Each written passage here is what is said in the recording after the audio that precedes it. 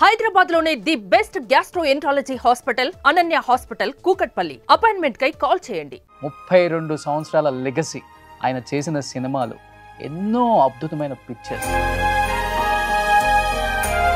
కొన్ని రోజులు మీ గురించి డిస్కషన్, ఆ స్లాంగ్ ఏంటి, అసలు ఆ కామెడీ టైమింగ్ ఏంటి అని. మరి మెడకి తాడు కట్టుకుని ఉయ్యాలుగుతాను అనుకుంటున్నావా? తరోడు పెళ్ళం కామేశ్వరం లేదు, అది నా శాత 56 బిందులు నీళ్ళు ఇచ్చుకుని 54 నా పద్దం ఆడేస్తాను. ఏంటి అనేది అందరూ అనేస్తే మళ్ళీ నేను అనేది ఏంటి కొత్తగానే. ఎల్బి శ్రీరామ్ గారు ఒక చాలు అని రెస్ట్ తీసుకుందామని దూరంగా ఉన్నారా, లేకపోతే తెలుగు ఇండస్ట్రీ మొదలైంది? ఇండస్ట్రీలో ఏం లేని వాడే ఎగిరెగిరి పడతాడు, అన్నీ ఉన్నాడు అనుకువగా ఉంటారు అనేది ఎక్కువగా వాడతారు. మీ వరకు అది ఎంతవరకు కరెక్ట్? 500 సినిమాలు అంటే ఒక 500 కోట్లు వేసుకోవచ్చా? వేసుకోవచ్చు. ఒకనొక టైంలో ఎల్బి శ్రీరామ్ గారిని వేరే కమెడియన్ నిందించారు. ప్రత్యక్షంగానే పరోక్షంగానే? ప్రత్యక్షం కావచ్చు, పరోక్షం కావచ్చు. మీ మనసుకు తెలుసు అది? సంఘటనలో వాస్తవం ఉందేమో కానీ మీరు చెప్పిన దాంట్లో వాస్తవం లేదు. దేవుడు శిక్షించాడా ఇప్పుడు వాళ్ళని? అప్పుడు ఇలా చేసినవాడు కూడా దేవుడే. కామెడీకి స్కోప్ ఉందా ఇప్పుడు? జబర్దస్త్ వాళ్ళందరూ ఇక్కడికి రావాలి కదా. అంటే మరి ఏంటి అయ్యి ఉంటుంది కారణం? సో మీ టైంలో ఉన్న కొంతమంది ఆర్టిస్టులని చాలా ఈజీగా రిప్ అని పెట్టేస్తారు, దండలు పెట్టేస్తారు, ఫోటోలు పెట్టేస్తారు.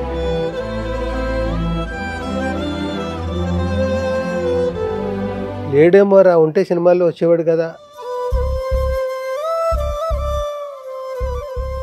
బట్ 3 జనరేషన్లు చూశారు కదా సార్. ఎన్టీఆర్ గారి జనరేషన్ చూశారు, తర్వాత బాలయ్య బాబు గారి జనరేషన్ చూశారు, తర్వాత జూనియర్ ఎన్టీఆర్ గారి జనరేషన్ చూశారు. ఈ 3 జనరేషన్లలో మీకు డిఫరెన్స్ ఏం కనిపించింది? ఆ క్రెడిట్ అయింది నిజంగా. ఆ సినిమాలో మీరు ఆ కాల్ లేని వ్యక్తిగా లాస్ట్ అలా పడతారు చూడండి, కళ్ళమ్మ నీళ్ళు కారిపోతాయి ఆ సీన్కి అయితే. ఇప్పటికి ప్రభాస్లో ఏం కనిపించింది మీకు యాక్టింగ్లో కానీ? తన తిప్పరావు మీసం,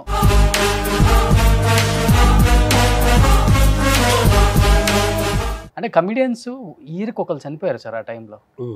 మీకు బాగా మనసుకి చాలా బాధ అనిపించిన వ్యక్తి ఎవరు?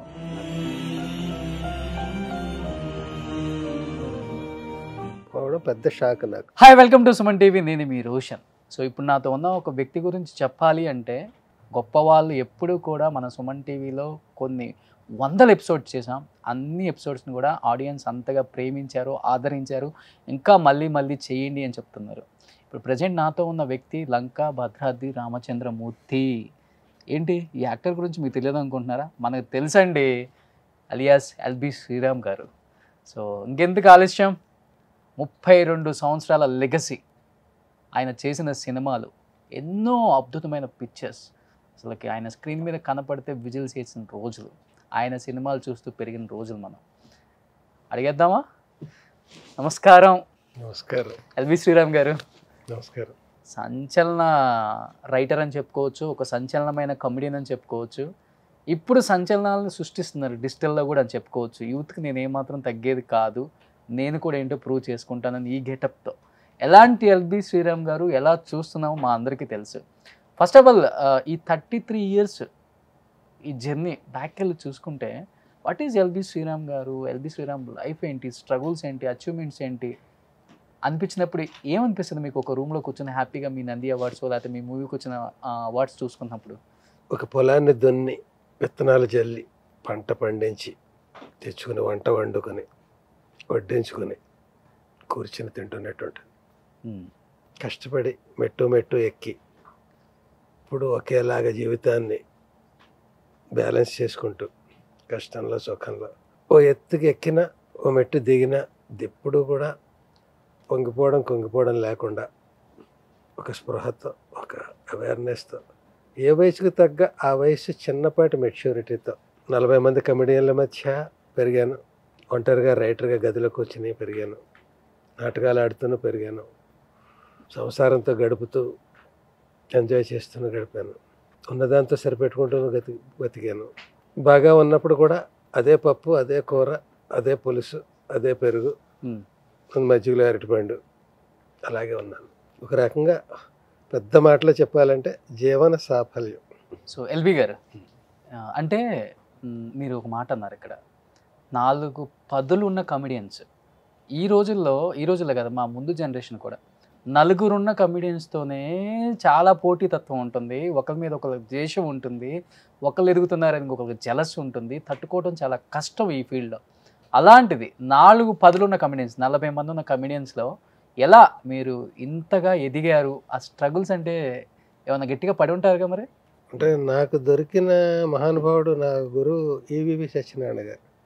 ఆయన కూడా ఇలా మిడిల్ క్లాస్ నుంచి వచ్చిన ఆయన ఇంకా డైరెక్టర్ కాకముందే ఫ్యామిలీ మొత్తాన్ని ఎంత పెద్ద ఉమ్మడి కుటుంబాన్ని పట్టుకొచ్చి దగ్గర పెట్టుకుని కో డైరెక్టర్గా ఉంటూ పోషిస్తూ గుట్టుగా సంసారాన్ని గడుపుకుంటూ అనుకున్న తపన కోసం కృషి చేస్తూ అలాగ ఆ రోజుల్లో ఆయన నేను కలవడం బట్టి ఒక కరెక్ట్ ప్లేస్లోనే ఉన్నాం మనం.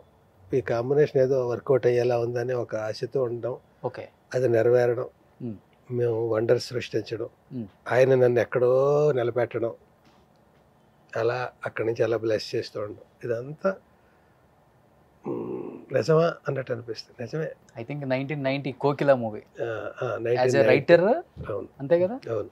91లో ఈ మూవీ ఆ ఒకటి కాదు 90లోనే కోకిల, తర్వాత ఏప్రిల్ 1 91 91 తర్వాత ఇంకా ఈయన దగ్గర ఈవీవి గారి దగ్గర అప్పుల అప్పారావు. నాకు ఈ కోకిల ఈ టైంకి ముందు నుంచి ఆయనతో పరిచయం ఉంది ఈవీవి గారితో.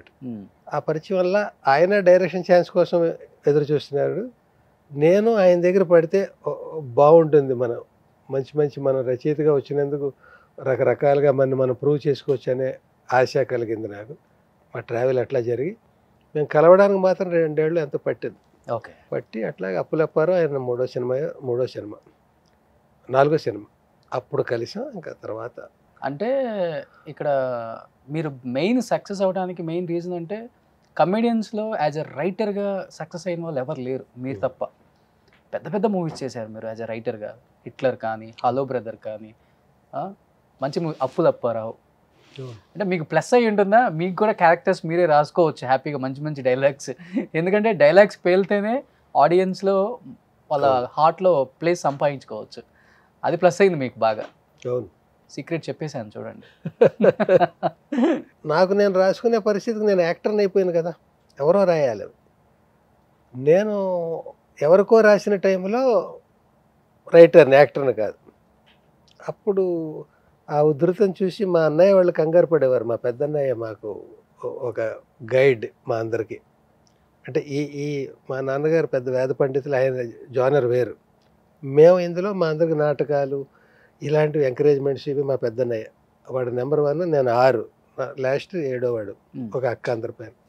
వాడు ఎప్పటికప్పుడు మమ్మల్ని ఎంకరేజ్ చేస్తూ అబ్జర్వ్ చేస్తూ ఎక్కడ ప్రదర్శన వేసి వాడు నాటకాలు ఆడి మాకు అలవాటు చేసి వాడు తప్పుకుని మేము ఆడుతుంటే బ్లెస్ చేయడం, ఇంకా నాటకాలు మానేసి ఆడడం ప్రదర్శన సరిగ్గా ఇవ్వకపోతే, ఇంకా కొంతకాలం ఆడచ్చు ప్రైజ్ కొడితే, ఇలాగా ఎంకరేజ్మెంట్.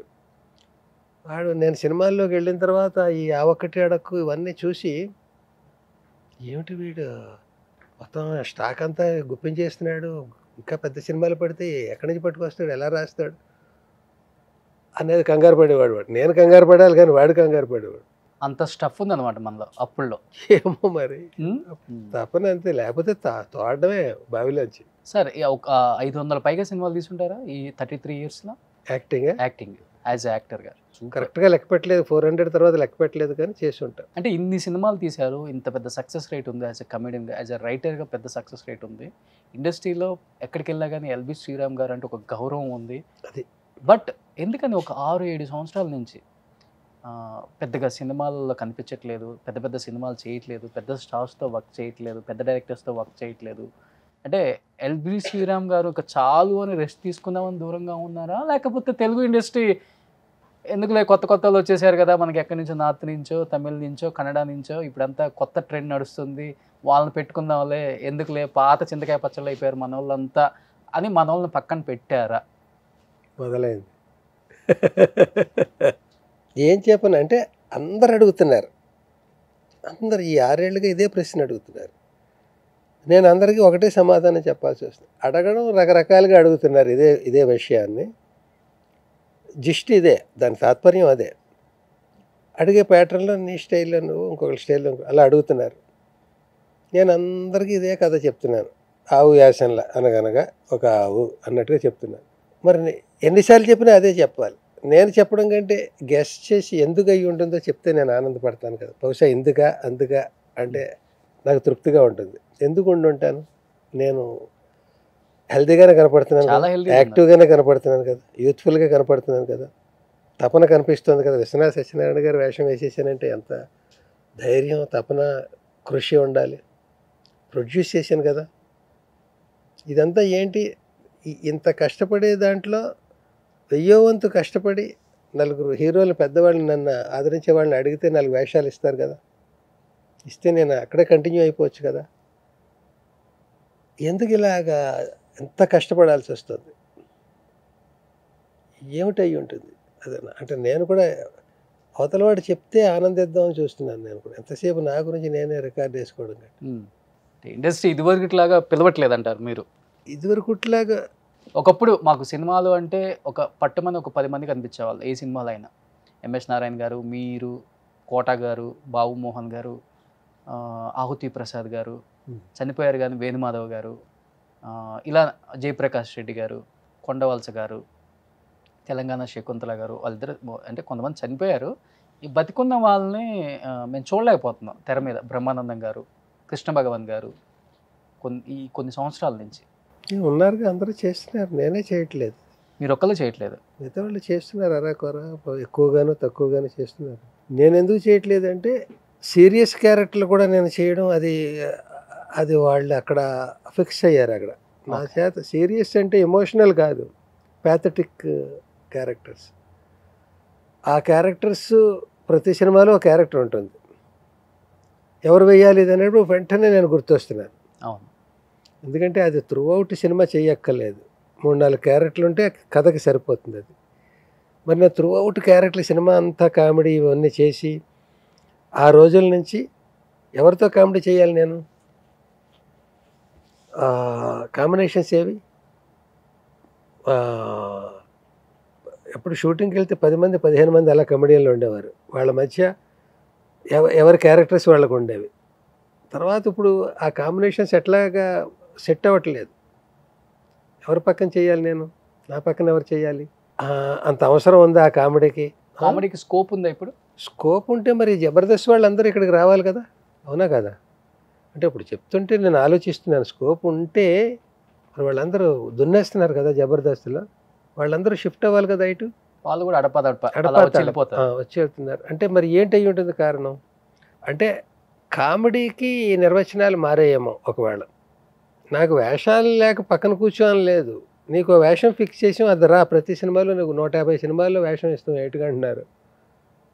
ఏటికి 150 సినిమాలు చేయగలమా ఒకే వేషాన్ని? బోర్ కొట్టేస్తాం. ఇంతకంటే నేను చెప్పగలనా? అది కూడా ఒకే వేషం అంటే సుప్రీంకోర్టు జడ్జో ఏదో వేషం అనుకో, చేస్తాం, కోర్టు వేసుకుంటాం, 2 డైలాగులు ఇంత మూలముగా ఏదో చెప్పేస్తాం, సంతకం పెట్టి లేచి వెళ్ళిపోతాం, అయిపోయింది. Character dignified character. ఇది డిగ్నిఫైడ్ కాదు, ప్యాథటిక్ క్యారెక్టర్, దయనీయమైన పాత్ర, కష్టాల పాత్ర, నా ఫ్యామిలీకి ఇబ్బందులు, నాకు ఇబ్బందులు. అలాంటి చేయాలంటే మనసు ఒప్పుకోదు కదా సార్? ఒప్పుకోవాలి కదా. అంటే నేను పుట్టుకతోటే ఇండస్ట్రీకి రావడమే అలాంటి వేషంతో వచ్చాను అనుకో, వాడు బతుకు దానికి ఫిక్స్డ్ అలా ఇష్టమై వచ్చాడు అనుకోవచ్చు. నేను అనేక పాత్రలతో పాటు ఇవి చేయడం వల్ల కొన్ని మరి ఏ సినిమాలకు కనెక్ట్ అయ్యి వాళ్ళు అలా ఇచ్చి ఉంటారో, ఇచ్చాక ఇందులో ఫిక్స్ అయ్యారు. వరుసగా 20-30 చేసేసాక ఏమవుతుంది? ఫిక్స్ చేసేస్తారు కదా. మళ్ళీ వీడి కోసం కామెడీ, ఓ ట్రాక్, ఎవరితోటో కాంబినేషన్, ఇవన్నీ ఎందుకు? మనకు కథలో అది అవసరం ఉంది. ఆ అవసరానికి అతను బాగా చేస్తాడు, చేసుకొని. నా డబ్బులేం తక్కువ చేయట్లేదు, నా రేట్లు, నా డేట్లు ఏం తక్కువ చేయట్లేదు, వాళ్ళకి కావాల్సిన వేషం ఇస్తున్నారు. నేను చేయడానికి ఇష్టపడితే హాయిగా ఇప్పుడు కూడా ఫుల్ బిజీగా, షార్ట్ ఫిల్మ్స్ ఎక్కలేదు, హార్ట్ ఫిల్మ్స్ ఎక్కలేదు, ఏం అక్కలేదు. వేషాలు బోల్డ్. ఇప్పటికీ 15 రోజులకు వేషం వస్తుంటుంది. ఒకటి 10 రోజుల వేషం ఉంటుంది, ఒకటి 1 రోజు వేషం ఉంటుంది, ఒకటి 5 రోజుల వేషం ఉంటుంది. ఫుల్ బిజీ ఉండొచ్చు నేను ఏడాది పొడుగునా. కానీ బట్ అలాంటి దయనీయ అది వేసి రోడ్డు మీదకి వెళ్తుంటే పాపం అది ఆ నడక చూడు ఎలా వచ్చి, పాపం రా ఇంకా బతిగా ఉన్నాడు రా. బతికున్నాడుగా అంటే ఇప్పుడు ఒకటి గుర్తొచ్చింది సార్. సో మీ టైంలో ఉన్న కొంతమంది ఆర్టిస్టులని చాలా ఈజీగా రిప్ అని పెట్టేస్తారు, దండలు పెట్టేస్తారు, ఫోటోలు పెట్టేస్తున్నారు. పెద్ద పెద్ద వాళ్ళని ఇప్పుడున్న కమిడియన్స్ కొంతమందిని కూడా వాళ్ళకి తెలియదు పాపం. ఇప్పుడు నేను సినిమాల్లో అలాంటివి చేయట్లేదు, చూసినప్పుడు నేను బతికే ఉన్నానని ఎవరికి తెలుస్తుంది? ఎలా తెలుస్తుంది? లేడేమో రా, ఉంటే సినిమాల్లో వచ్చేవాడు కదా అనుకునే అవకాశం ఉంది కదా. ముఖ్యంగా ఈ జనరేషన్కి ఈ షార్ట్ ఫిల్మ్స్ ఇవి నా తృప్తి కోసం చేసుకుంటున్న ఒక జోనర్. 5-6 లక్షల మంది చూస్తారు, ఇది కోట్ల మంది కదా మన ఆడియన్స్. అవును, వాళ్ళకి ఎలా తెలుస్తుంది ఇది? ఎల్బి శ్రీరామ్ ఏమయ్యాడని ఎందుకు ఎంక్వైరీ చేయాలి వాళ్ళు? నేను కనిపిస్తే కదా ఉన్నాడని చెప్పుకుంటారు. లేనివాడి గురించి ఎందుకు పట్టించుకుంటారు? బోల్డ్ మంది లేనివాళ్ళు ఉన్నారు, వాళ్ళందరి గురించి రోజు తలుచుకోరు కదా. కనపట్టలేదు, లేడేమో, ఉన్నాడేమో, ఏమో, లేనివాడి గురించి ఎందుకు మనకి? అది నేను ఎవరిని నెపం చేయట్లేదు. నెపం చేస్తే ఆక్రోశం అవుతుంది అది. డెఫినెట్గా అది ఎందుకు నేను ఆక్రోశపడాలి? నేను ఎవరి మీద కంప్లైంట్ చేయాలి? నా మీద ఎవరికైనా శత్రుత్వమా?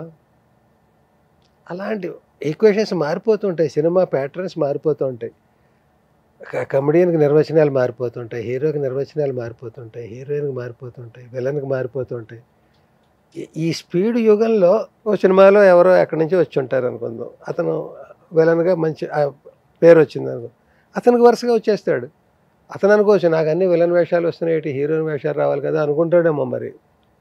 కానీ అతను అలా రిసీవ్ చేసుకుంటారు. మరి నేను ఆ యాక్సిడెంట్తో ఎంతో మెట్లు గుమ్మనికి అడ్డంగా కట్టించారని అన్నప్పుడు కొన్నాళ్ళు అవే వేషాలు వచ్చాయి కదా. అవును, ఏదో అదే సంవత్సరాల్లో అమ్మ 1వ తారీఖు అది ఇలాంటివి కొన్ని వచ్చి ఉండొచ్చు, కానీ మెయిన్ అదే పట్టుకుని ట్రావెల్ చేయాల్సి వచ్చింది కదా. కొన్ని రోజులు మీ గురించి డిస్కషన్, ఆ స్లాంగ్ ఏంటి, అసలు టైమింగ్ ఏంటి అని. అదే అందరూ ప్రతి ఇంట్లో మెమక్రీ అదే కదా, మొత్తం తెలుగు వాళ్ళ అందరి కుటుంబాల్లో. పోలే ఇంకా మీలో అది ఆ టైమింగ్ ఏంటి అనేది అందరూ అనేస్తే మళ్ళీ నేను అనేది ఏంటి కొత్తగానే. మీరంటే ఎప్పుడు మాకు అలానే ఉంటుంది, కొత్తగా ఏముండదు. సో అట్లా అంటే నేను ముందు నుంచి కూడా నాకు ఇష్టం లేని పని చేయలేను నేను అనేది ఖాయం. నా క్వాలిటీస్ ఏంటి అనుకుంటే, ఇష్టం లేకపోతే నిమిషం అక్కడ ఉండలేను నేను. అది ఎంత కోటి రూపాయలైనా, ఒక పెద్ద కామధేను కల్పవృక్షం అయినా అది నాకు అక్కర్లేదు. నాకు ఇష్టం లేదు కాబట్టి. నాకు ఇష్టం లేనిది ఏంటి?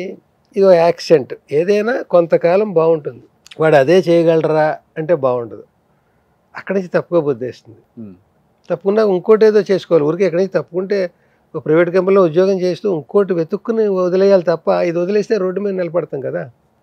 ఈ యాక్సెంట్ నాకు వద్దు అంటే మనం ఖాళీగా ఇంట్లోకి వచ్చేవాలి. అందుకని ఇంకో జానర్ ఏదో పట్టుకుని ప్రూవ్ చేసుకుని షిఫ్ట్ అవ్వాలి. అది మళ్ళీ పెద్ద అయిపోయారు కదా.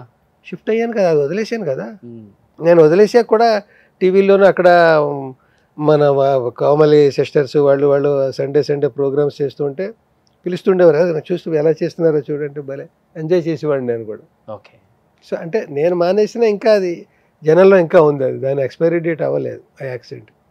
నాకు అప్పుడే బోర్ కొట్టింది. బోర్ కొట్టాక ఇంకా ఉండకూడదు. ఓకే. నేను ఆర్టిస్ట్ని, అన్నీ చేయగలగాలి, ఫిక్స్ అయిపోకూడదు. జనం ఫిక్స్ చేస్తే చేయని, నేను ఫిక్స్ అయిపోకూడదు. నేను బాగుంది, రూపాయలు వస్తున్నాయి కదా, హాయిగా ఉంది అనుకోకూడదు. అప్పుడు నేను డబ్బు మనిషినో ఇంకోటి ఏదో లెక్కల మనిషినో అవుతాను తప్ప కళాకారుని కాదు. ఓకే. అక్కడి నుంచి షిఫ్ట్ అయ్యాను. ప్రూవ్ చేసుకున్నారు. అంటే ఎల్బి శ్రీరామ్ గారు అంటే ఒక ఎస్టాబ్లిష్డ్ కమెడియన్ అనేది మా అందరికి మైండ్లో. అలాంటిది కవి సామ్రాట్ తీసి ఇలాంటి కమెడియన్ ఇలాంటి సినిమాలు కూడా చేయగలరని ప్రూవ్ చేసేసారు. అంటే అది అలాంటి కమెడియన్, అలాంటి అమ్మ 1వ తారీఖు చేశాడు కదా అప్పుడే స్టార్టింగ్లోనే. అంటే ఇప్పుడున్న యూత్కి అలాంటి కమెడియన్ సొంత ఊరు అని ఒక deglamorised character through out character చేశాడు కదా. అలాంటి కమెడియన్ ఒక జీఓడి గార్డులో వచ్చి విలన్గా చేశాడు కదా, అదే ఓటీటీ ప్లాట్ఫామ్లో. అలాంటి కమెడియన్ 24 ఎపిసోడ్లు అమృతంలో లీడ్ రోల్ చేశాడు కదా కున్నం గంగరాజు గారు దాంట్లో. ఎందుకు మీరు ఏ జోనర్కి దగ్గరగా ఉంటారు అసలుకి? మీకు ఎస్పెషల్లీ మీకు నచ్చే జోనర్? నాకు నచ్చేది కరుడు కట్టిన విలనా కాదు, కొంతకాలం కమెడియనా కాదు. నాకు కొంతకాలం నేను బాగా ఎంజాయ్ చేసే క్యారెక్టర్లు వచ్చేవి. ఎలాంటివంటే త్రూ అవుట్ ఉంటాడు సినిమా, ఉండి ఫస్ట్ హాఫ్ అంతా ఎంటర్టైన్ చేస్తాడు, సెకండ్ హాఫ్లో వాడు కథలో కీలక పాత్ర కూర్చుంటాడు. ఒక మంచి విషయం చెప్పడం, కథను మలుపు తిప్పడం, ఏదో అట్లాంటి నా సెంటిమెంట్ ఎమోషన్కి తగ్గ టర్నింగ్ అనమాట. ఒకే సినిమాలో ఎంటర్టైన్ చేసి చివరికి ఒక పెద్దరికపో ఒక ఉద్వేగ భరితమైందో ఏదో ఒక క్యారెక్టర్గా ఫినిష్ అనమాట. అది బట్ 3 జనరేషన్లు చూశారు కదా సార్. ఎన్టీఆర్ గారి జనరేషన్ చూశారు, తర్వాత బాలయ్య బాబు గారి జనరేషన్ చూశారు, తర్వాత జూనియర్ ఎన్టీఆర్గా జనరేషన్ చూశారు. ఈ 3 జనరేషన్లలో మీకు డిఫరెన్స్ ఏం కనిపించింది? మీరేం నేర్చుకున్నారు ఆ జనరేషన్ నుంచి ఈ జనరేషన్ వరకు? మీరేం నేర్పించారు? ఎన్టీఆర్ జనరేషన్లో నేను ఉన్నాను కానీ ఆయనతో చేయలేదు. నాగేశ్వరరావు గారితో చేశాను. నాగేశ్వరరావు గారికి రాశాను, ఎక్కువ కాకపోయినా 2 సినిమాలు నటించాను, 2 సినిమాలు రచన చేశాను. రాజేశ్వరి కళ్యాణం, డాడీ డాడీ దానికి రైటర్ నేను. అలాగా అంటే ఆ జనరేషన్లో ఉన్నట్టే. ఆయనకి రామారావు గారికి రాయలేకపోయినా కూడా ఆ జనరేషన్ చూసినట్టే కదా. తర్వాత జనరేషన్ నేను రైటర్గా ఉన్నప్పటిది నేను యాక్టర్గా మారింది. నాకే నేను జనరేషన్స్గా మలుచుకుంటే ఆ 2 కూడా నేను ఎంజాయ్ చేశాను.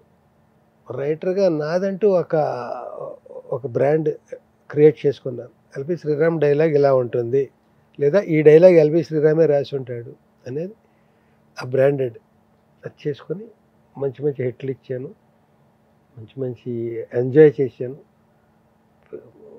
అప్రిషియేషన్స్ పొందాను. తర్వాత యాక్టర్గా మరి ఇన్ని డైలాగులు ఎంతమంది ఆర్టిస్టులకి రాస్తున్నాను, నాకు కూడా ఏమైనా రాసుకుంటే నేను ఆర్టిస్ట్గా టర్న్ అవ్వచ్చు కదా అని ఇక్కడ చాలు ఇంకా రైటర్గా అని ఎక్కడో అనిపిస్తుంది. చెప్పాను కదా నేను ఇంకా చాలు, నాకు నేనే అనుకుంటాను, ఎవరు అనరు చాలని, నేనే ఒక మలుపు తీసుకోవాలనుకుంటాను. అలా అనుకున్నప్పుడు ఇంకా యాక్టర్గా వెళ్తే ఎలా ఉంటుంది? అసలు సినిమా పరిశ్రమకి ఎవడైనా యాక్టర్గా అవ్వాలనే వస్తాడు. నేను స్టేజ్ మీద నా మీదే రోల్స్ రాసుకొని 15 కాంపిటీషన్స్లో 15 ఏళ్ళు నేను పోటీలకు వెళ్ళి ప్రైజులు కొట్టుకొచ్చిన వాడిని, యాక్టర్గా, డైరెక్టర్గా, రైటర్గా. అంత బ్యాక్గ్రౌండ్ ఉండి ఇక్కడ రైటర్గా వచ్చాను. వచ్చినందుకు 12 ఏళ్ళు నాకు అక్కడ అరెస్ట్ అయిపోయి ఉన్నాను. అరెస్ట్ అయిపోయాక మళ్ళీ ఒక మలుపు రావాలి, నేను యాక్టర్ కూడా ఉన్నాడు వీళ్ళలో, వాడు పైకి రావాలి అనేది ఇంకోటి రావాలి, ఇంకో లేయర్. అది వచ్చింది. రైటర్గా ఎవరైతే నన్ను ఎంకరేజ్ చేసి అంత మా ఇద్దరు కాంబినేషను ఒక డిఫరెంట్ కాంబినేషన్గా పేరు తెచ్చుకున్నాం, అదే ఈవీవి గారి ద్వారా. ఆయన మొట్టమొదటి నిర్మాతగా తీసిన చాలా బాగుంది. ఆయన డిఫరెంట్గా డైరెక్ట్ చేసిన అమ్మ 1వ తారీఖు, ఆ 2 నాకే ఇచ్చి నన్ను పెట్టుకుని చేసినది ఆ క్రెడిట్ అయిందే, ఆ గొప్ప అయిందే. ఆయన లేకపోతే నేను లేను. అందుకనే ఈవేళకి నేను ఆయన 500 సినిమాలు చేసిన ఆయన గురువుగా భావిస్తాను.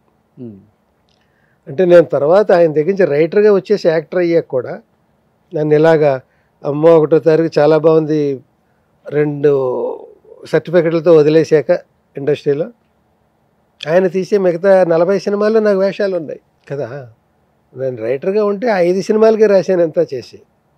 తర్వాత నేను యాక్టర్ కాలేదు అనుకుందాం, మిగతా 40 సినిమాలు నేను ఆయన దగ్గర రాయట్లేదు కనుక నేను ఖాళీయే కదా. అవును. కానీ నేను తీసుకున్న మార్పుని ఆయన ఎంకరేజ్ చేసి అలా ట్రావెల్ చేసి నన్ను తీసుకెళ్ళాడు అట్లా. బట్ ఆ జనరేషన్తో పాటు ఇప్పుడున్న మా జనరేషన్ వాళ్ళు, అల్లు అర్జున్ కానీ రామ్ చరణ్ కానీ డిఫరెంట్ రోల్స్ చేశారు వాళ్ళతో.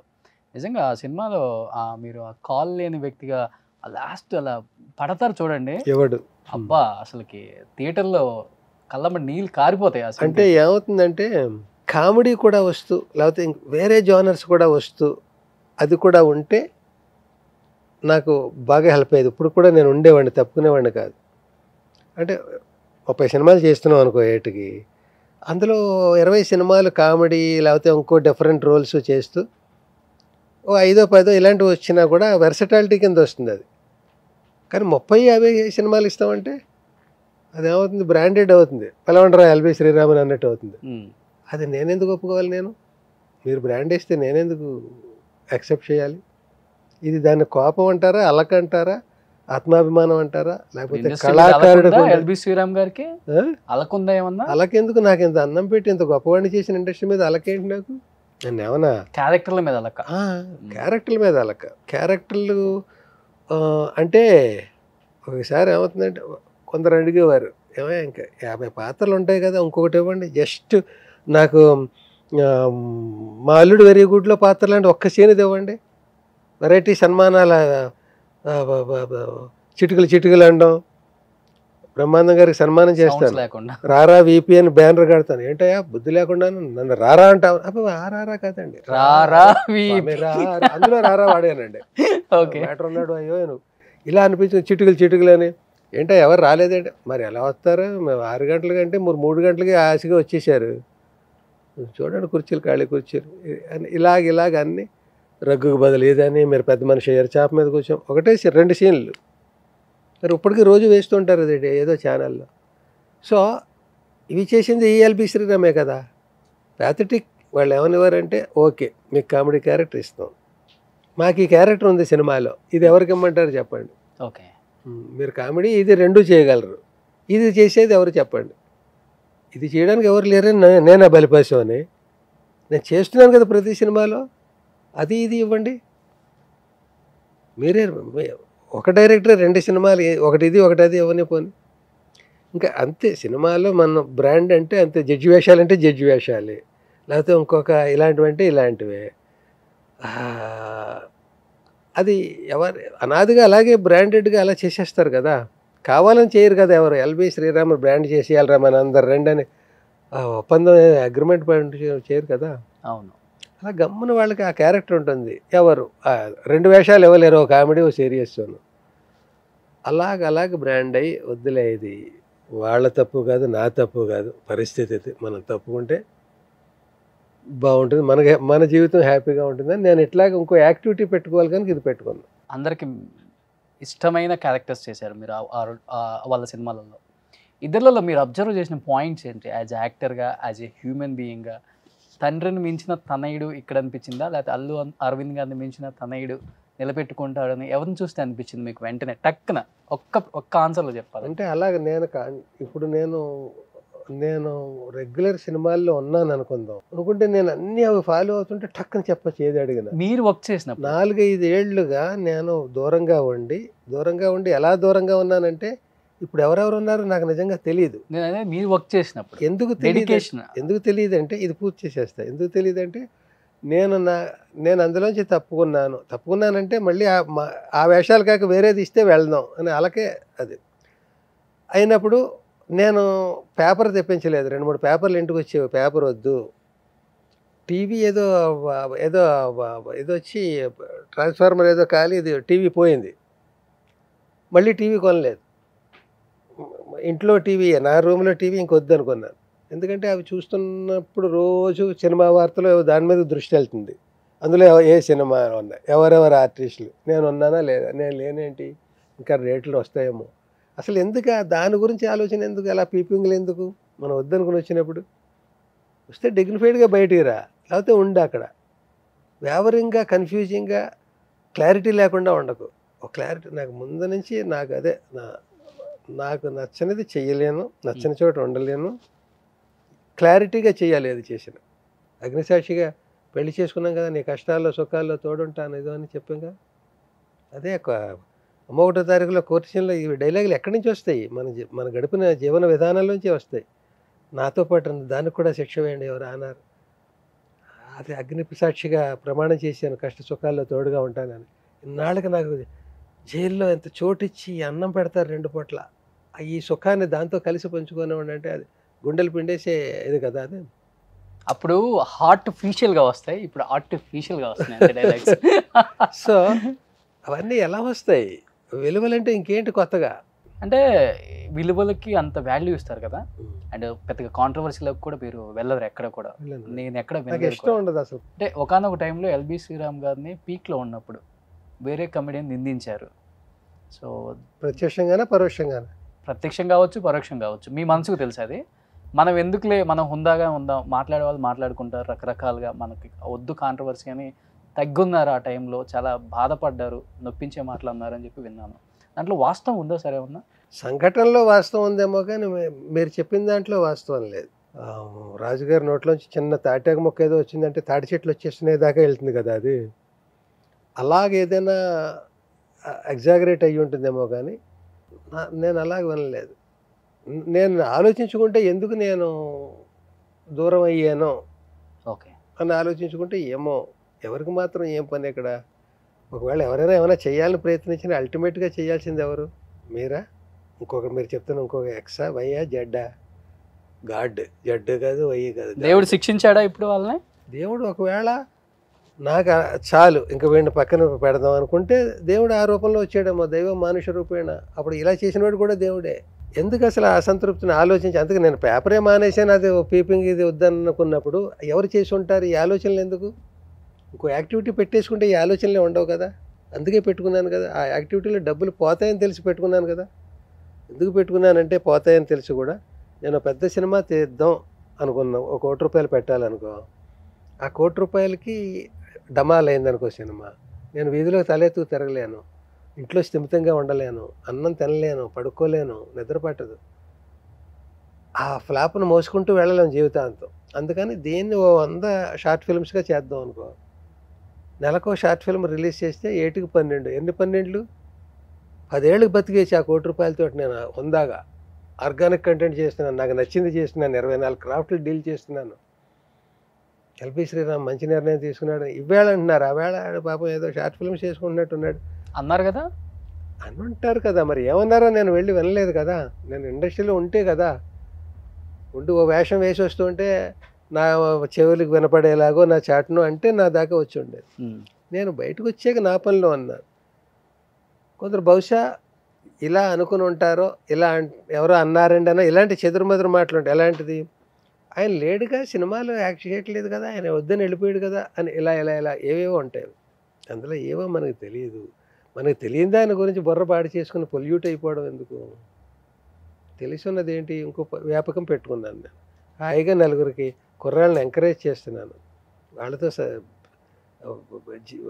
రోజు వాళ్ళతో గడుపుతున్నాను, వాళ్ళని ఎగిరి గంతులు వేస్తుంటే మందలిస్తున్నాను, వాళ్ళు బాగా చేస్తుంటే అభినందిస్తున్నాను, నాకు కావాల్సింది వాళ్ళతోటి షేర్ చేసుకుంటున్నాను. నేను చెప్పాల్సింది వాళ్ళకే కనుక.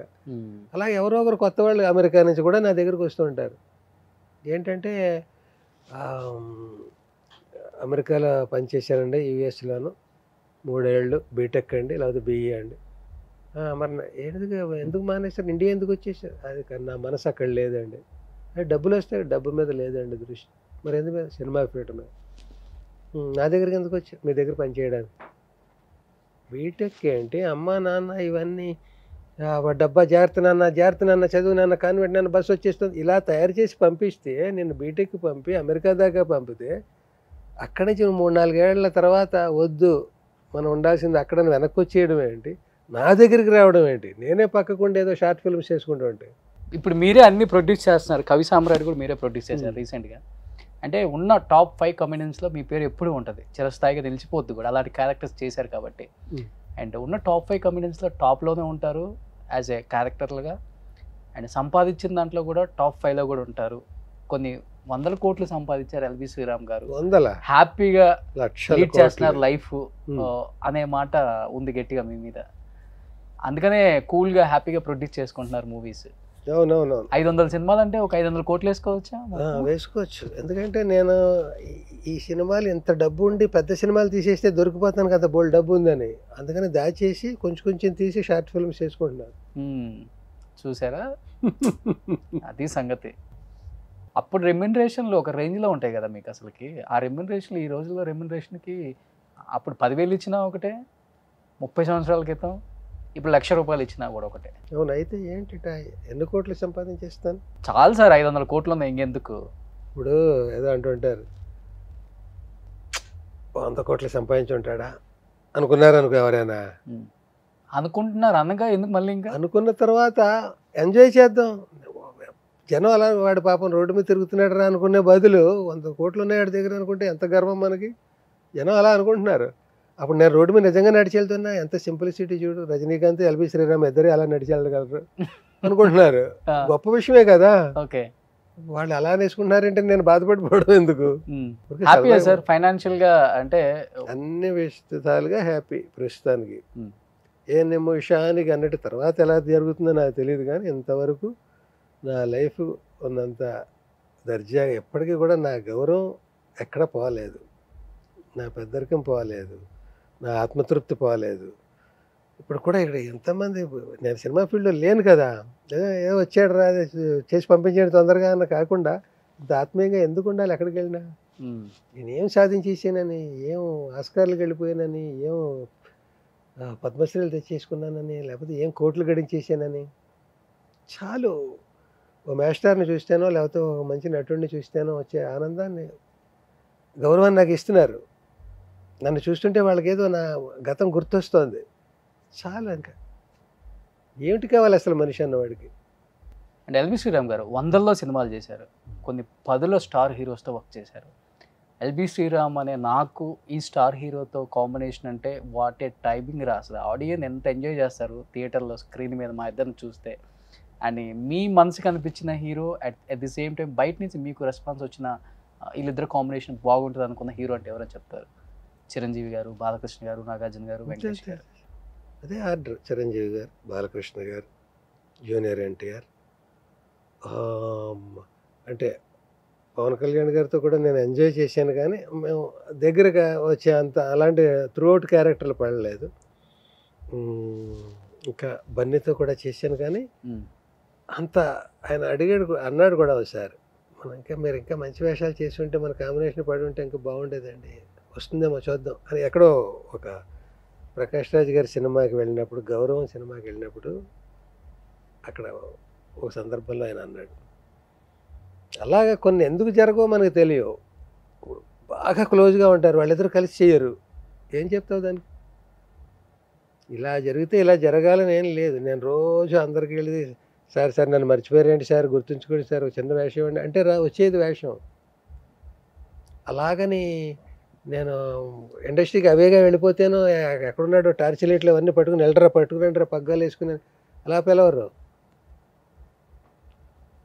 ఎక్కడున్నాడో తెలియాలి, ఎలా ఉన్నాడో తెలియాలి.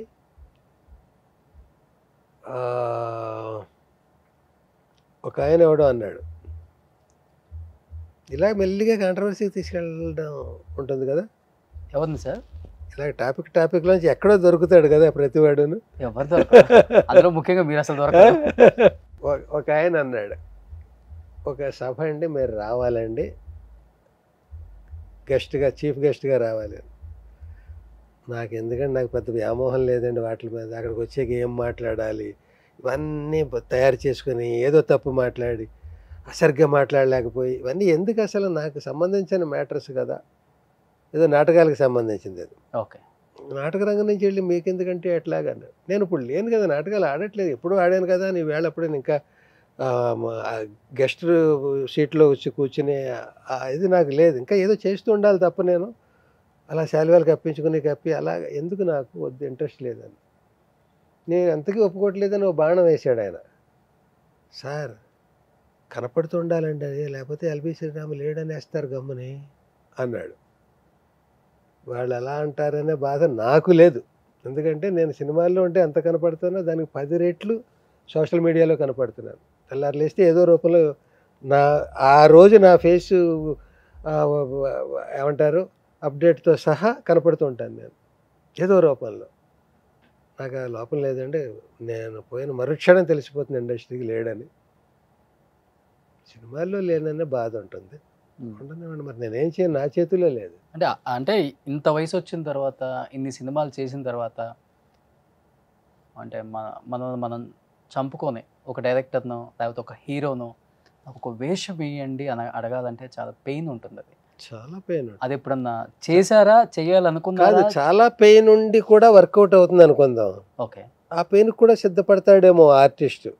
ఈ ఖాళీగా ఉండడం బదులు ఆ పెయిన్కి సిద్ధపడదాం అనుకుంటాడేమో. అలా పెయిన్ వర్కౌట్ కాదు. అలాంటి వాళ్ళు కూడా ఉన్నారు కదా. వర్కౌట్ కాదు. ఏదైనా జాలిపడి ఓ వేషం ఇస్తారేమో, పాపం నోరు తెరిచి అడిగాడురా కష్టాల్లో ఉన్నాడని ఇస్తారేమో, కానీ ఆ స్థితికి వచ్చేసాడురా అనేదే వస్తుంది తప్ప చూసావా పాపం అనే వస్తుంది. ఏంట్రా మనం మర్చిపోయేంటి అతన్ని అడిగాడు కూడాను, అలా ఉండదు ఎవరికైనా సరే. పాపం రా ఎక్కడ చెప్పకండి పాపం అని ఒక వేషం ఇస్తారు, 2 వేషాలు ఇస్తారు. జరిగిందే సార్ ఎక్కడన్నా సంఘటన? ఎక్కడో జరిగింది, అది ఎవరో చెప్పకూడదు. నేను ఎవరో సీనియర్ నటుడికి అలాగా నా ముందు తరాల అందులో వేయగలిగాడు ఒకడు. ఆ డైరెక్టర్ని ఎవరిని అడిగాడో ఆ డైరెక్టర్ దగ్గర వేయగలిగాడు. తర్వాత కంటిన్యూటీ లేదు. సార్ ఇండస్ట్రీలో ఏం లేని వాడే ఎగిరెగిరి పడతాడు, అన్నీ ఉన్నాడు అనుకువగా ఉంటారు అనేది ఎక్కువగా వాడతారు. మీ వరకు అది ఎంతవరకు కరెక్ట్, ఎంతవరకు? నేను ఏం ఎగిరి పడట్లేదు, ఏం అనుకువగా ఉన్నాను. రెండూ లేదు బేసికల్ గా వాడతారు ఇప్పుడు మీరు అన్న పదానికి. నాలో రెండూ లేదు, అణుకుగాను లేను, ఎగిరెగిరి పడడం లేదు. మీలో అనుకుగా ఉండటం ఎక్కువ కనిపించింది అందరూ. అణుకుగా ఉండడం అలా కనిపిస్తుందేమో. అసలు నా ఫేసే సీరియస్ ఫేస్, అక్కడ పొగరు ఎక్కువ అన్నట్టే కనిపిస్తుంది ఫేస్ తప్ప అణుకుగలా కనపడదు. అంటే నేను ఏదైనా మాట్లాడాలనుకో, ఒక పెద్దవాళ్ళతో మాట్లాడి, చిరంజీవి గారితో మాట్లాడాలి, వెంటనే నా మూడ్లో ముఖ కవళికలు మారిపోతాయి. ఆయన మీద నాకు ఏ ఫీలింగ్ ఉందో ఆ ఫీలింగ్ వచ్చేస్తుంది ముఖంలోంచి, అయిపోయింది. మళ్ళీ అది మళ్ళీ మామూలు నా ఒరిజినల్ సీరియస్ ఫేసే వస్తుంది. దీన్ని ఏమంటావు నువ్వు? అంటే నేను అహంకారినా, లేకపోతే బతకలేని వాడినా, లౌక్యం తెలియని వాడినా? ఏ బ్రాండ్ వేస్తావు నాకు? మీరు పెద్దవాళ్ళు, నేనేం వేయకూడదు. తర్వాత నన్ను వేసుకుంటారు. కాదు, ఒక ఎల్బి శ్రీరామ్ కూడా ఉండని అట్లా చక్కగా. ఏమో రేపు పొద్దున మళ్ళీ నేను ఇండస్ట్రీలో అసలు 2 షిఫ్ట్లు 3 షిఫ్ట్లు చేస్తానేమో. మనం అలా కూడా అనుకోలేము. నేను హెల్దీగా ఉన్నారు, చేయగలరు, ప్రాబ్లం లేదు. వస్తుంది అది కూడా. ఏమో ఇవే అన్నీ జరుగుతాయి ఇక్కడ. దేనికి నిబంధన ఇలా జరిగితే ఇలా అని ఏం లెక్కలు లేవు, అన్నీ జరుగుతాయి. ఇప్పుడు 70+ మీరు అయ్యారు కదా హీరో. నా ఏజ్ ఎందుకు చెప్తున్నావు నువ్వు జనానికి? అయితే సారీ, 17 ఏజ్ లో ఈయన హీరో అయ్యారు కవి సామ్రాట్లో. Note this point your honour. Okay, పోనీ 70 అనుకుందాం. ఓకే, 60 అనాల్సింది 70 అంటున్నాడు ఏంటని నేను అనుకుంటుంటే, 60కే ఇలా ఉన్నాడు ఏంటి అనుకోవాల్సింది 70 కూడా ఇలా ఉన్నాడు ఏంటని ఇంకా ఆశ్చర్యం కదా. ఇంతకుముందు కలర్ వేసేవాళ్ళు, ఇప్పుడు కలర్ వేయట్లేదు అంతే. కలర్ నాకు 41 నుంచి కలర్ లేదు, అప్పుడు వేసాను. ఇప్పుడు 8 లేదు. అదే ఇప్పుడు 8 లేదు. 8 లేదు అనేది నా ఆత్మవిశ్వాసాన్ని అలా నిరూపించదలుచుకున్నాను. నా ఏజ్ని దాచక్కర్లేదు. ఇప్పుడు మీరు కలర్ వేసారంటే రామ్ చరణ్ గారికో, బన్నీ గారికో, మళ్ళీ ప్రభాస్ గారికో ఒక అన్న కాదులే కానీ నాన్నగా చేయొచ్చు. నాన్నగా ఫ్యాషన్ రమ్మని 5 నిమిషాల్లో చేసుకొచ్చేస్తాను. కలరింగ్ ఎంతసేపు అయ్యా? ఓకే, కలరింగ్ వేషన్. ఇప్పుడు ఈవేళ నేను ఈ షూటింగ్ లేదనుకో, ఇది లేదనుకో, ఇంటర్వ్యూ గడ్డం గీసుకోవడానికి బద్దకిస్తాను నేను. ఎందుకు ఎవరికి చూపించాలి నా నీట్ షేవ్ని? ఒక పని కలిసి వస్తుంది, హాయిగా అది ఎంజాయ్ చేస్తాను. ఓకే, ఇవాళ ప్రోగ్రామ్ ఏంటి చూసుకుంటాను, బయటికి వెళ్ళేది అది. బయటకు దైనంగా అయింది, దైనమైన వేషాలే వద్దనుకున్నప్పుడు మనిషి దైనంగా ఎందుకు ప్రజెంటబుల్గా ఉండాలని ఆవేళ షేవ్ చేసుకుంటా. ఈరోజు డైరీ ఏంటి తెలుస్తుంది. అనుకోకుండా మనం ఈవేళ ప్రోగ్రామ్ ఏం లేదనుకుని గీసుకోలేదు, వెళ్ళాం, వెళ్ళిపోయి జైల్లో పెడతారా ఇది గడ్డం పెరిగితే? ఇక్కడ చూపిస్తున్నప్పుడు ఇక్కడ చూపిస్తాం, ఇంకా ఫుల్ వైట్ కదా. ఎల్బి శ్రీరామ్ గారు ఒకప్పుడు ఒక సినిమాలో తిప్పరావు మీసం అన్న ఒక వ్యక్తి ఈరోజు అండ్ ఓవరాల్గా పాన్ ఇండియా మొత్తం మీసం తిప్పుకునే స్థాయికి తెలుగు సినిమా ఇండస్ట్రీని కానీ మనం ఏమాత్రం తగ్గేది లేదు, మనం ఏంటో మన లెవెల్ ఏంటో చూపించాడు అనమాట యంగ్ రెబల్ స్టార్ ప్రభాస్ గారు.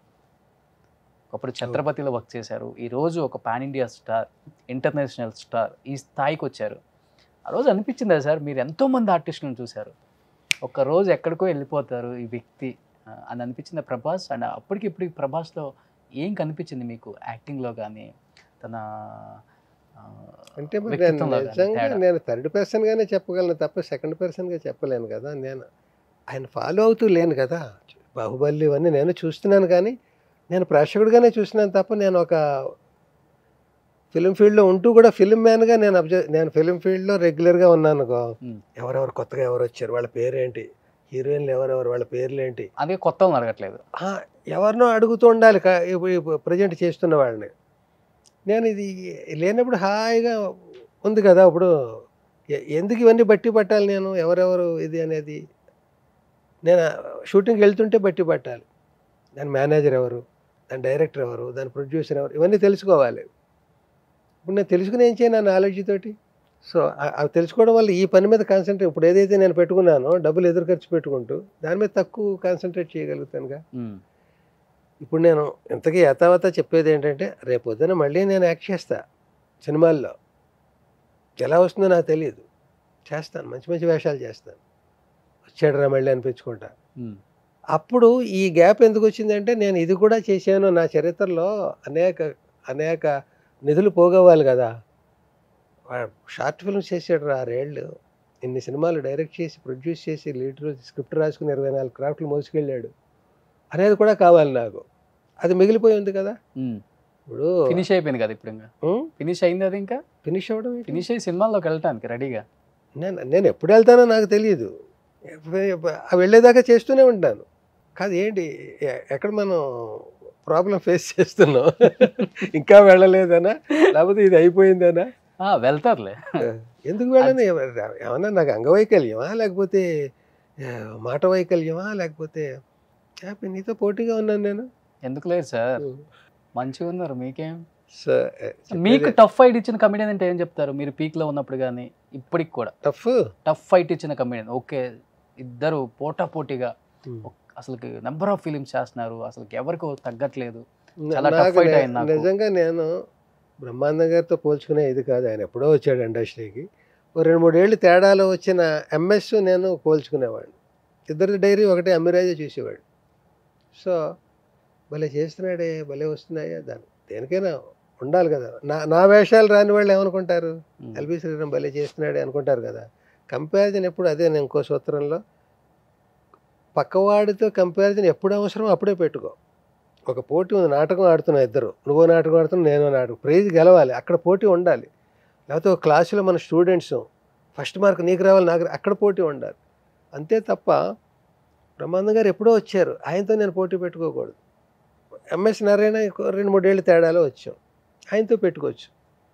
నేను ఎల్బి శ్రీరామ్ గారికి ఇచ్చి కవి సామ్రాట్ 2 అలాగే ఏదో ఒకటి చెప్పాలి కనుక చెప్పాను. కానీ నిజంగా ఎంఎస్ని చూసి నేను మనసులో అభినందించుకునేవాడిని. ఓకే, అతనికి టైం కలిసి వచ్చింది, చమత్కారి, టాలెంటెడ్ అన్నీ ఉండి వచ్చింది. మరి అతను ఆశలో కండిలా ఇంతమంది 40 మందిలో అలా చకచక స్క్రీన్ మీద అలా ఉండేవాడు, ఆఫ్ ది స్క్రీన్లో అలా ఉండేవాడు. ఆఫ్ ద స్క్రీన్ కూడా, ఆఫ్ ది స్క్రీన్ షాట్ లేదు నీకు, ఏం చేస్తాడు పొద్దున్న సాయంత్రంగా ఎంఎస్ మీద చేయరు కదా, అతని కాంబినేషన్లో అతను షాట్ వచ్చినప్పుడు తీస్తారు. మిగతా అప్పుడు అందరూ ఉంటారు కదా, వాళ్ళతో కూడా అలా మింగిల్ అయిపోవడం. నేను అలా మింగిల్ అవ్వలేకపోయేవాడిని. అలాగే నాకు ఎవరితోటి దూరమైన ఇది కూడా లేదు.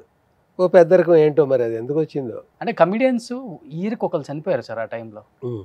మీకు బాగా మనసుకి చాలా బాధ అనిపించిన వ్యక్తి ఎవరు? అరే మిస్ అయ్యాను నేను, వరుసగా చనిపోయారు. ఎంఎస్ గారు కానీ, ఏవిఎస్ గారు కానీ, ఆహుతి ప్రసాద్ గారు, జయప్రకాష్ రెడ్డి, కొండవాల్ సార్, తెలంగాణ శకుంతల గారు. నేను బాగా బాధపడింది యాక్టర్ కాదు, మా డైరెక్టర్ ఈవీవి సత్యనారాయణ గారు పోవడం పెద్ద షాక్ నాకు. చూసుకుంటే నేను వాక్యూమ్, నేనేంటి నా పరిస్థితి, నాకెవరు పెద్ద చెప్పుకోవడానికి అనే అలా బతికాం కదా. యాక్టర్స్లో షాక్, ఇండస్ట్రీకి ఎలా షాక్ నాకు అలాగే షాక్. ఏంటి, ఓ ప్రొడ్యూసర్, ఓ డైరెక్టర్, ఓ 10 మంది కమెడియన్లతో సరదాగా ఇది అనుకున్నాడు కదా, లేరు ఎవరు 10 మంది కాదు, 2-3 కూడా కరెక్ట్గా లేరు. అతనికి షాక్, నాకు షాక్. నిన్న మొన్నటిదాకా కలిసి యాక్ట్ చేసాం, వాళ్ళతో భావాలు పంచుకున్నాం, స్క్రీన్ పంచుకున్నాం, వ్యక్తిత్వాలు పంచుకున్నాం, అల్లరి పంచుకున్నాం. ఏరి వాళ్ళు అవన్నీ ఏవి, ఏదో పెళ్ళైపోగానే వెళ్ళిపోయినట్టుగా అలా వెళ్ళిపోయారేంటి, ఒకసారి వెళ్ళిపోయారేంటి. ఒకసారి అంటే ఒకే రోజు వెళ్ళిపోలేదు, ఒక 1-2 ఏళ్ళలో అలా అనుకుంటే ఇంత తొందరగా అందరు వెళ్ళిపోయారేంటి. ఇలాంటిది మాత్రం అందరితో షాకే, అది నా ఒక్కటి షాక్ కాదు. అసలు సాధ్యం అట్లా వెళ్ళిపోవడం? అవునవును, అలా జరిగింది మనకి. సార్ ఈవీవి గారు లాంటి డైరెక్టర్ ఇంకొక ఆయన ఉండుంటే ఈరోజు మా కమెడియన్స్కి, మా లాంటి వారికి 24/7 వర్క్ ఉండేది, మేము బతికుండే వాళ్ళం అని చెప్పేసి కొంతమంది, చాలామంది నా ఇంటర్వ్యూకి వచ్చిన వాళ్ళే చెప్పారు. మీరేం చెప్తారు దానికి? ఈవీవి లాంటి ఒక డైరెక్టర్ అంటే కామెడీని బతికించిన ఒక మహోన్నత వ్యక్తి అని చెప్పుకోవచ్చు ఆయన. నేను అలాంటి ఇంకో డైరెక్టర్ ఉంటే కమెడియన్లు బతికేవారని నేను కమెడియన్గా బతకాలనుకుంటే అలా చెప్పుకుంటాను. నేను ఓన్లీ కమెడియన్గా కూడా మళ్ళీ అది ఇష్టం ఉండదు నాకు. ఇప్పుడు ఎలాగ ఈ ప్యాథటిక్ క్యారెక్టర్లు నాకు ఇష్టం ఉండదు, ఓన్లీ కామెడీ వేషాలే వస్తున్నాయి అనుకో, అది కూడా ఇష్టం ఉండదు. మొనాటనెస్ అవ్వకూడదు ఎవరు కూడా, అన్ని రకాల పాత్రలు అన్నీ అలాగా. రోజు చూసే సూర్యుడిని నువ్వు చూడు, నిన్నలా ఉంటాడు, ఈవేళ కొత్తగానే ఉంటాడు. నిన్న ఆ ఓవర్లాప్ చేస్తూ 3 పక్షులు ఎగిరాయి, ఈవేళ ఒక పక్షి ఎగురుతోంది, కొత్తదనమే కదా. సరిగ్గా నువ్వు ఈవేళ ఎగిరినప్పుడు అసలు పక్షే లేదు, కొత్తదనమే కదా.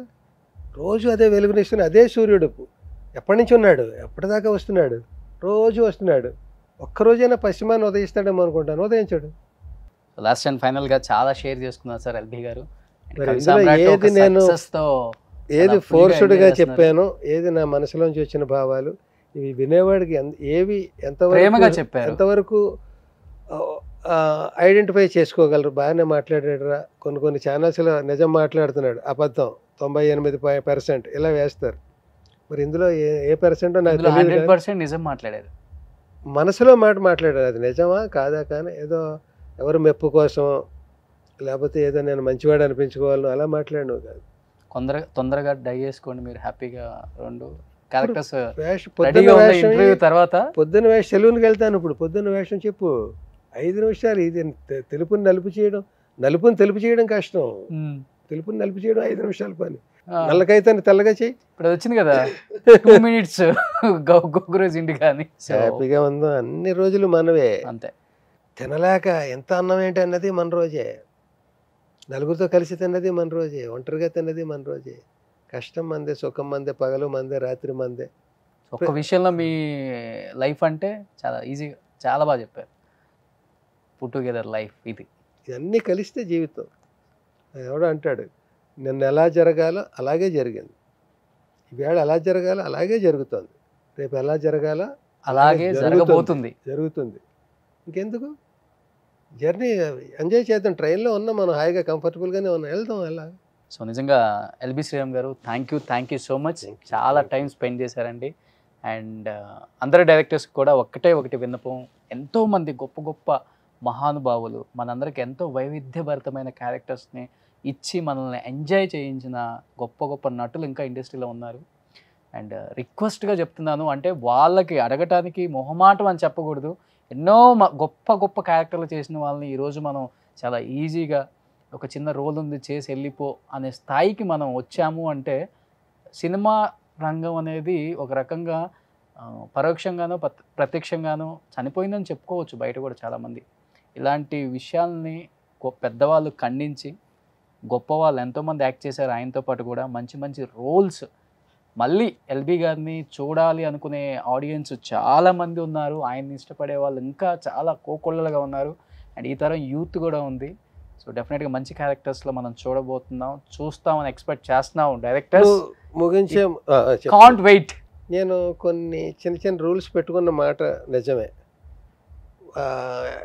ఏమంటారు, మోటివేషనల్ క్యారెక్టరే చేస్తాను, ఇంపార్టెన్స్ ఉంటేనే చేస్తాను, 1-2 సీన్లు కాదు అంటే దూరంగా ఉన్నాను, మళ్ళీ రావడానికి ఒక బ్యాంకుతో రావాలి కదా ఇలా అనుకున్నాను.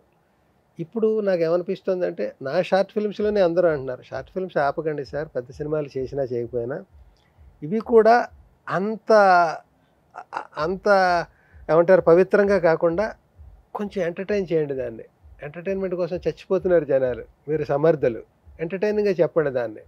ఇంకా మీకు వ్యూస్ అవన్నీ వస్తే బాగా పెరిగితే ఎక్కువ మంది చూస్తారు దాన్ని. ఎందుకంటే మీలో నవరసాలు ఉన్నాయి కదా. అంటే నేను అనేది అలా చేస్తే కామెడీ చీప్, నా విలువైన ఇవి అణుముత్యాలు లాంటి నా హార్ట్ ఫిల్మ్స్ అని నేను భయపడి 15 గంటలో హాస్యం కూడా చూపించడం ఎందుకులే అని అలా చేశాను పవిత్రంగా. ఇప్పుడు ఈ కరోనాలు ఇవన్నీ తర్వాత చూస్తుంటే హాస్యం ఎప్పుడూ హాస్యం అది సునిశ్చితమైన హాస్యం అయితే ఎప్పటికీ అది కోరుకునే వాళ్ళు చాలామంది ఉన్నారు, జుగుప్స్గా లేకుండా ఉంటాయి. అలాంటి హాస్యం వైపు ప్రయత్నిద్దామని ఇప్పటికీ అనుకుంటున్నాను. సూపర్. అలాంటిది ఏదైనా ఒక సినిమాలో ఎల్బి శ్రీరామ్ని త్రూఅవుట్ హీరో పక్కన 30 సీన్లు ఎక్కర్లేదు, 2 సీన్లు 3 సీన్లు ఈ క్యారెక్టర్ వేస్తే ఎల్బి శ్రీరామే వేయాలి అనేది 2-3 సీన్లు అయినా నేను వేస్తాను. వాట్సాప్ బ్రో వేస్తా. ఇప్పుడు ఇది సడలించుకున్న రోలో లేకపోతే క్లారిటీ ఇస్తున్న రోలో ఓకే 2-3 సీన్లు ఇది ఎల్బి శ్రీరామే బాగా చేస్తాడు అనిపించి, ఇప్పుడు 3-4 సీన్లు ఎల్బి శ్రీరామే సాడిస్టిక్ క్యారెక్టర్ బాగా చేస్తాడని ఇస్తున్నారు కదా. బ్యాంకాక్ వెళ్ళాలి మనం నెక్స్ట్ మంత్ షూట్ కి, మంచి షార్ట్స్ ఇవన్నీ వేసుకోవాలి. ఒకసారి పాపం వేణుమాధవ్ ఎక్కడ ఉన్నాడు, ఒక మ్యాగజైన్లో ఒక ఆర్టికల్, ఎల్బి గారు ఒకళ్ళు ఒక క్వశ్చన్ అడగాలి, నేను ఆన్సర్ ఇవ్వాలి. ఒక మ్యాగజైన్లో నా గురించి వచ్చిన స్పెషల్ ఇష్యూలో ప్రశ్న ఏకైకం జవాబు ప్రత్యేకం అని ఒక శీర్షిక. నీలాంటి వాళ్ళు అందరూ ఒక ప్రశ్న అడగాలి. ప్రకాష్ రాజ్ గారు ఒకటి, నువ్వు ఒకటి, భరణ్ ఒకటి, కోట ఒకటి, అందరినీ ఒక్కొక్కటి అడిగామన్నమాట రిక్వెస్ట్. వివి వినాయక్ ఒకటి, ఇట్లాగా. అంటే ఎందుకు ఒకటి అడగాలి, ఎల్బి శ్రీరామన్ ఒక్కటే క్వశ్చన్ అడిగితే ఏం అడుగుదాం మనం, అందరివి వెరైటీగా ఉంటాయి. అతను ప్రత్యేకంగా ఆలోచించి అడిగాడే, మనం ప్రత్యేకంగా ఒళ్ళు దగ్గర పెట్టుకుని ఆన్సర్ ఇవ్వాలని. ప్రశ్న ఏకైకం ఒకటే, ఏం అడుగుతావు, జవాబు ప్రత్యేకం. నువ్వు అంత ఒక్కటే అడిగావు కనుక దానికి ప్రత్యేకంగా. సూపర్. ఇందులో శిల్పిగా కూడా అడిగారు, వేణుమాధవ్ అడిగాడు, ఎల్బీ గారు మీ కాంపిటీషన్ తట్టుకోలేకపోతున్నాం, మీరు ఆ జీన్స్ ప్యాంట్లును టీ షర్ట్లు ఎప్పుడు మానేస్తారు అన్నాడు. అందుకేగా మానేశాను, జీన్స్ ప్యాంట్స్ మానేసి షార్ట్స్ వేస్తున్నాను ఈ మధ్యన అన్నాను. అందుకే మీ పోటీ తట్టుకోలేక బాధపడుతున్నారనే జీన్స్ ప్యాంట్లు వేయడం మానేసి షార్ట్లు వేయడంలోకి వచ్చాను అన్నాను. ఓకే. అలాగా అన్ని సూట్ రెడీ చేసుకుంటాను, హెయిర్ వేస్తాను, ఎవరికైనా కావాలంటే చెప్పండి, మీరు బ్లాక్ చేస్తే మీకు మంచి వేషం ఉంది రమ్మను, బ్లాక్ది టెంపరీది కూడా వేసుకోవచ్చు, ఓకే, పెర్మనెంట్ది వేసుకుని మళ్ళీ 15 రోజుల్లో జుట్టు పెంచుకోవచ్చు. జరుగుతుంది డెఫినెట్గా, మేము చూస్తాం అది. సో 22 నువ్వే చూడాలనుకుంటున్నావు అంటే నువ్వు అసలు ఏమంటారు వీడిని ఏం లాగుదాం వీళ్ళలోంచి అసలు అని చూసే నువ్వే నేను బాగుండాలని కోరుకుంటే ఇంకెందుకు జరగదయ్యా. డెఫినెట్గా జరుగుతుంది. బాగుండాలంటే నువ్వు నాకు ఎప్పటి నుంచి పరిచయం నాకు తెలుసు, ఎస్, అప్పటి నుంచి నువ్వు నా మీద నీ అభిప్రాయం ఒక్కటే, ఓకే, ఈయన బాగుండాలి అనుకో. అలా చాలా మంది ఉన్నారు, ఇప్పుడు ఇక్కడ ఉన్న 10 మందిలోనే అలా కనపడ్డారే. నేను మంచి వేషం వేస్తే వాడు రావద్దు మళ్ళీ ఇండస్ట్రీకి అనుకునేవాడు నాకు ఒకరిని చూపించిపోయి ఎవరు లేరు. లేరు. మీ మీద నాకు అంత మంచి అభిప్రాయం ఉంది, నా మీద మీకేముంది అభిప్రాయం? సో ఈవేళ నువ్వు చాలా బాగా అడిగావు. అంటే ఒకవేళ నాకు చెప్పడానికి ఇష్టం లేక దాటేస్తున్నాను అనుకో, నువ్వు ఫోర్స్ చేయలేదు, మళ్ళీ మళ్ళీ వెనక్కి వచ్చి గుచ్చి అడగలేదు. పోనీ ఆయన ఎందుకు చెప్పడానికి ఇష్టం లేదు, ఏదో మొత్తానికి మనం అడగడం అడిగాం, ఆయన చెప్పలేదు. అది ఇది బాగుంది నాకు. ఇవాళ నా రోషన్ నన్ను ఇబ్బంది పెట్టలేదు, కానీ అన్నీ అడగడానికి ట్రై చేశాడు. ఇది హెల్దీ ఇది కదా. సో బాగుంటుంది, అంతా బాగుంటుంది, నన్ను నమ్ము, నువ్వు బాగుంటావు, నేను బాగుంటాను, ప్రపంచం బాగుంటుంది.